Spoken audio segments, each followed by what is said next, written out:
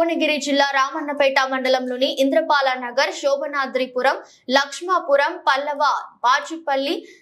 సూరారం, తుర్కపల్లి, ముసి పరివాహక ప్రాంతంలో కొంతమంది ఇసుక మాఫియా ముఠాగా ఏర్పడి వచ్చిన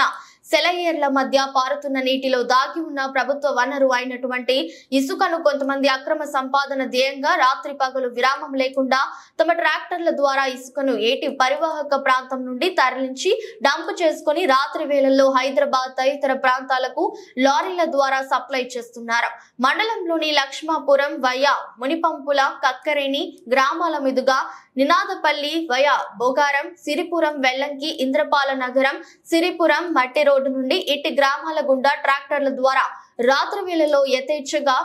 ఇసుక రవాణా జరుగుతుంది. ఇసుక మాఫియాపై గ్రామాలలో కొంతమంది యువతను చేతుల్లో పెట్టుకుని వారిని తాగుడుకు బానిస చేసి వాళ్ళ శ్రమ దోపిడీ చేస్తూ తమ స్వార్థాలకు వాడుకుంటున్నారని, యువతని భావి భవిష్యత్తును పెడదారి పెట్టిస్తున్నారని పలువురు ఆరోపణ చేస్తున్నారు. ఈ విషయంపై మండలంలోని ప్రజలు దీని వెనకాల కొంతమంది అక్రమ ముడుపులకు ఆశపడి ఇసుక మాఫియాకు రెవెన్యూ శాఖకు సంబంధించిన వ్యక్తులు సహకరిస్తున్నారని మండలంలోని ప్రజలు గుసగుసలు ఎన్ని పత్రికలు ఎన్ని మార్లు ప్రభుత్వ సంపద కాపాడాలని వార్తా ప్రచురితం చేసిన దున్నపోతు మీద వానపడ్డ చందంగా వివరిస్తున్న కొంతమంది అధికారులు ఇప్పటికైనా జిల్లా రెవెన్యూ అధికారులు స్పందించి ఇసుక మాఫియా ఆగడాలను అరికట్టాలని ప్రజలు వాపోతున్నారు.